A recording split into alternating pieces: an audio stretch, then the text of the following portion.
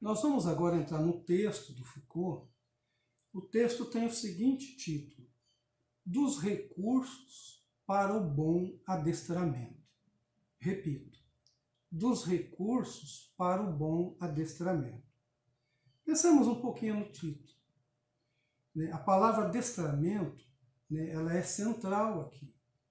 Então, o que o Foucault vai fazer nessa parte aqui do texto, do livro dele, Vigiar e Punir? Ele está dizendo que todo o processo que a gente tem, desse homem que se tornou ordeiro, desse homem que se tornou produtivo, responsável, que responde a tudo aquilo que a sociedade quer, esse homem educado, enfim, o homem kantiano, ele é um homem adestrado. Então, e esse processo de adestramento começou lá atrás, continua e tem continuado e vai continuar através de um processo de disciplina sobre este homem, que é um processo de assujeitamento dos sujeitos. Então, ele começa dizendo o seguinte, ele falando sobre a correta disciplina, que é a arte do adestramento. Então, o que é uma correta disciplina? Como é que eu tenho que disciplinar esse homem? Então, essa é a arte do adestramento. A função de adestrar para o Michel Foucault é, assim, daquilo que ele colhe do panóptico do Bento, é não amarrar, mas ligar para multiplicar, estendê-las num todo. Ou seja, é aquela visão do panóptico de Bento em que todo mundo se sinta vigiado e produza um comportamento como alguém vigiado, como alguém que tenha medo de algum poder de punição, coisa assim. E o Foucault diz o seguinte: esse poder, ele é modesto. Repito, é um poder modesto. Ele não é um poder triunfante, mas é um poder permanente. Nesse sentido aqui, eu queria remeter aqui ao livro Vigiar e Punir.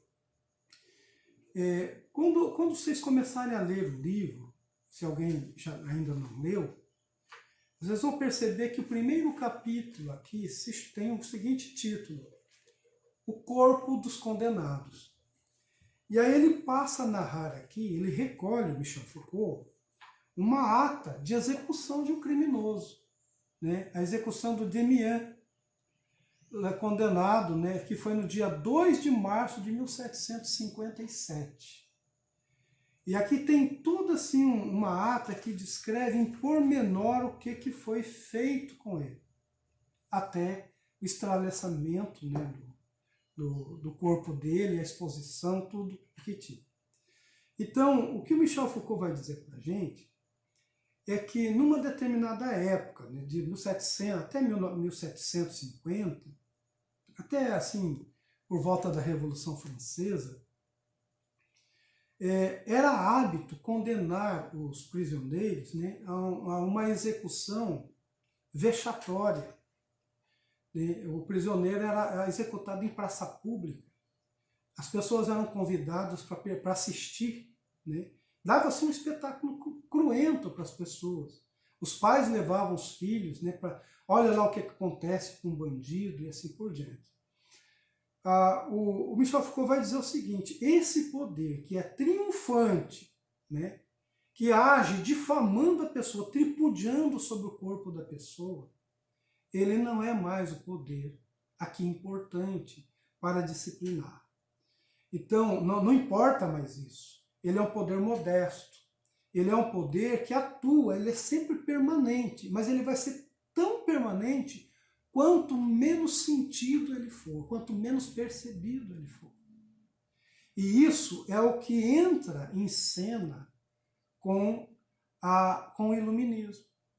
Com todas as falas de iluminismo, com todos aqueles discursos que a gente tem de repúdio a qualquer ato público de violência, o repúdio que a gente tem com uma pessoa que está sendo linchada na rua, né? Então, não sei se vocês recordam, quando houve o impeachment da presidente Dilma, alguns falavam, né, com o Celso de Mello não, o Marco Aurélio, o ministro do Supremo Marco Aurélio, o pessoal dizia a ele assim, mas por que não se faz assim, dessa forma? Né? E ele dizia o seguinte, olha, o processo é um processo judicial, é de justiça, não é de justiçamento. Então, esses tipos de execução, né, caminhavam mais para um justiçamento do que para um processo de justiça. Então, hoje, o que o Michel Foucault está dizendo é que esse poder, então, tem que ser modesto. Atenção num trechinho, né, aí na página 143 do texto, em que ele especifica assim: a disciplina fabrica indivíduos. Ela é a técnica específica de um poder que toma os indivíduos ao mesmo tempo como objetos e como instrumentos de seu exercício. Não é um poder triunfante que, a partir do seu próprio excesso, pode se fiar em seu superpoderio. É um poder modesto, desconfiado, que funciona a modo de uma economia calculada, mas permanente. Então, o que ele está dizendo aqui é exatamente isso que a gente estava comentando. O poder, então, ele é modesto, né? Trata-se agora de transformar o próprio sujeito, ele mesmo, num instrumento de sujeitamento dele. Então, isso vai ser quanto assim mais elíptico se torna aquele que é vigilante. Como a gente viu lá no texto do Bento, né? Quanto mais invisível é aquele que vigia. E aí você acaba inculcando o olhar do vigilante e produz, né, com toda a tranquilidade, com toda a economia, sem violência, um comportamento desejado. Certo? Agora, esse texto, né, os recursos para o bom adestramento, ele é dividido aqui em 3 partes, né, que é o olhar hierárquico, a vigilância, a sanção normalizadora e o exame. Então, primeiro, o olhar hierárquico, que é a vigilância, sanção normalizadora e o exame. Nós vamos falar dessas 3 coisas e praticamente o texto se resume assim. Então, o sucesso desse poder se dá com essas 3 coisas, né? Um olhar que vigia, normas, uma sanção e também o ato de examinar, de passar em exame. E tudo isso aqui com o poder do olho, com o poder do panóptico, uma visão panóptica. Então vamos falar da vigilância hierárquica. E aqui ele vai falar então do olhar panóptico. É aqui que ele remete ao texto do Bentham, aquele panóptico do Bentham. Então ele diz o seguinte: as técnicas de ver produzem efeitos de poder. Então, desde a modernidade, quando se inventou o telescópio, o microscópio, o poder é exercido com o poder das lentes, o poder das luzes. Você tem que aclarar, ter coisas muito claras, tudo tem que ser visível. Isso vai ocorrer aqui. Então esse poder, ele tem que tornar visíveis os que são mantidos em vigilância, né? Como lá no panóptico do Bento. Aqueles que estão sob vigilância, né, então agora tem que ter uma clareza sobre eles, né? Uma transparência sobre eles. É o poder da transparência. Certo? Então, ele está falando aqui que são alguns espaços, são observatórios da multiplicidade humana. Então, onde tem muita gente circulando, é preciso que cada um seja percebido a seu tempo, né? Olha só, ao lado da grande tecnologia dos óculos, das lentes, dos feixes luminosos, unida à fundação física da cosmologia novas, houve as pequenas técnicas das vigilâncias múltiplas e entrecruzadas, dos olhares que devem ser vistos, devem ver sem ser vistos, dos olhares que devem ver sem ser vistos. Uma arte obscura da luz e do visível preparou em surdina um saber novo sobre o homem através de técnicas para sujeitá-lo e processos para utilizá-lo. Então, aquilo que a gente falava lá de Jeremy Bentham, daquele prisioneiro que está numa cela, sozinho, né, que tem uma luz que entra por uma janela, que atravessa toda a cela, né, deixando ele bem visível, e que também mostra para ele, né, uma torre onde possivelmente tem um observador que ele não vê. É isso que ocorre aqui. Então, é um olhar que está vendo.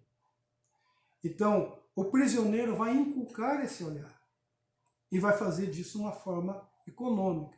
Ao inculcar o olhar, esse olhar é um olhar que sujeita, né?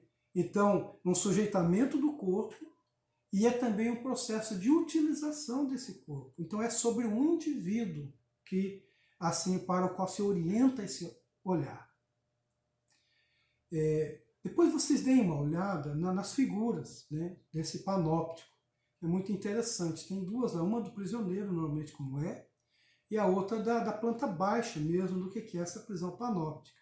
E vocês vão perceber que há várias prisões já construídas assim, né, que foram construídas com base nisso. Inclusive aquelas que têm monitoramento de câmeras e assim por diante. Bom, então, o modelo quase ideal dos observatórios, um deles é o acampamento militar.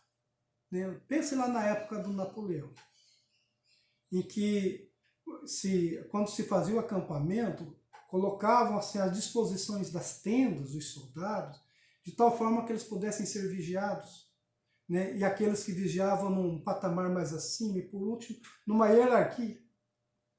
Então ele vai dizer isso, então é uma espécie de diagrama, onde todo mundo é visível.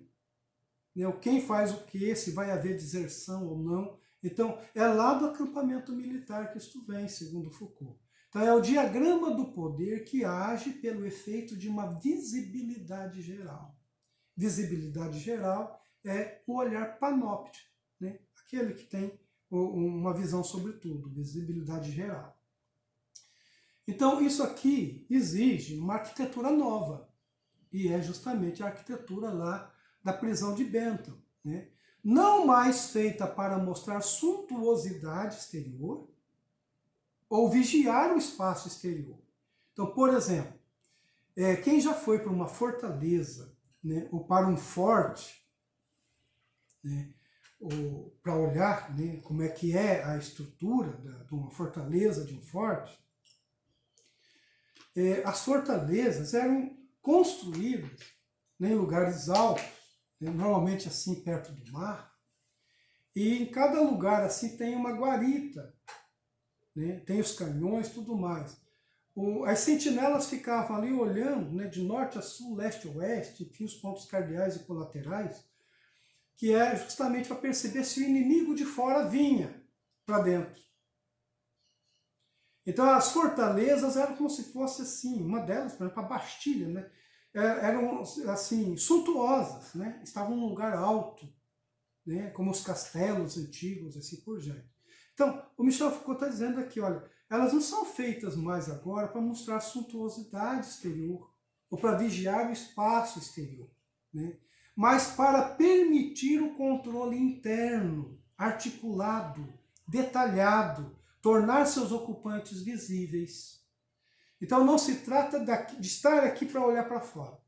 Se trata agora de botar as pessoas para dentro e olhar para elas enquanto estão confinadas. Não tem preocupação mais com o exterior, é preocupação com o interior. Então houve uma mudança aqui na direção da vigilância. O velho esquema simples do encarceramento e do fechamento, do muro espesso, da porta sólida que impedem de entrar ou de sair, começa a ser substituído pelo cálculo das aberturas, dos cheios e dos vazios, das passagens e das transparências. Então, a partir do panóptico de Bentham, o que a gente vai ter é transparência. né? Portas envidraçadas, né? Assim, cubículos que são envidraçados, para que as pessoas sejam percebidas no seu ir e vir. Mas isso não significa que está facilitada a disciplina. A disciplina com isso está muito maior do que antes. Então, é o exemplo aqui, a masmorra. Né? Um exemplo de masmorra é justamente a Bastilha. Aquela, né? Cuja tomada foi o marco, né, da Revolução Francesa. O que era a Bastilha? Era uma masmorra. Você pegava um prisioneiro e acorrentava lá. Ou botava uma máscara de ferro. Esquecia lá. Né? Tem um filme antigo, né? Parece que agora está sendo refeito de novo, foi recuperado. É um clássico assim, do cinema. O filme chamado Ben-Hur. Né? Ben-Hur é um personagem de um romance, era um príncipe judaico da época do Cristo, da época que o Cristo era vivo. E aí os romanos tomam conta lá da cidade e ele está olhando assim a parada militar lá de cima da casa dele, do palácio, e escapa uma telha. E ele então é preso, né, acusado de atentado ao centurião romano que está passando ali. Então ele é preso e é colocado assim como um remador num navio. Né? Ele é vendido como escravo, ele vai como escravo, enfim. Para ser remador de uma fragata romana. Mas o que eu quero dizer para vocês é o seguinte, que ele tinha uma irmã e tinha mãe. Elas foram presas e foram colocadas dentro de uma masmorra.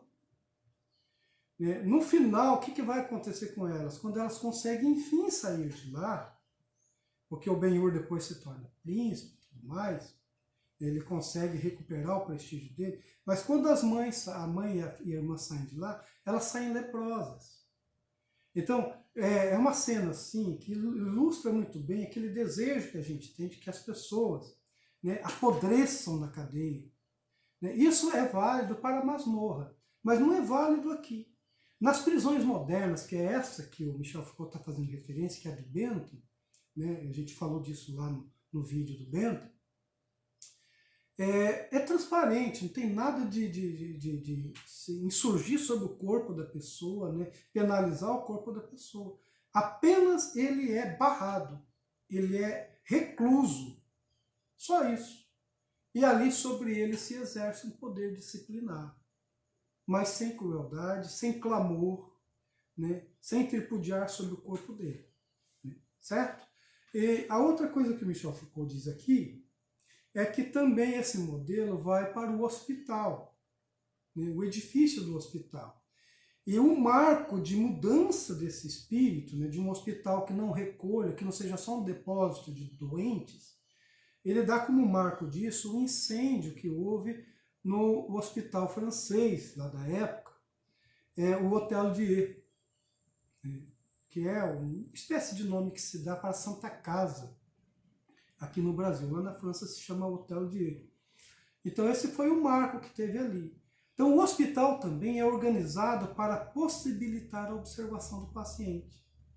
A ventilação, né, não é mais um depósito meramente de moribundos, mas aí os doentes passam também a ser assim esquadrinhados, classificados, divididos, e a atenção também por eles é uma outra história.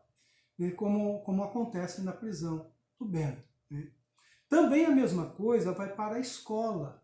Né. A escola, lá na escola também vai ter um operador de adestramento, né, que está baseada também na concepção de escola militar. Todo mundo supervigiado. Né. Então a estrutura interna da escola, como é que ela seria? Então a vigilância em todos os lugares. Todo mundo é visto sempre. Os quartos. Né? Primeiro, os quartos são envidraçados. Nenhum aluno vai dormir sem ter alguém que esteja vigiando ali. Né? Porque à noite poderia acontecer coisas. Né? E essas escolas normalmente eram escolas internas, e normalmente de meninos, né? Ou de meninas, né? De um sexo só. Então, para evitar coisas, né? Como por exemplo uma transa entre meninos, que eram coisas condenáveis, Então, ou então o abuso de um pelo outro. Então ali tinha sempre um bedel, ou então um superior, né, que dormia ali do lado, né, para prestar atenção nisso. Nos refeitórios a mesma coisa, uma mesa dirigente, num patamar mais acima, que pudesse olhar todo mundo, se todo mundo comia a comida que estava sendo servida, e assim por diante.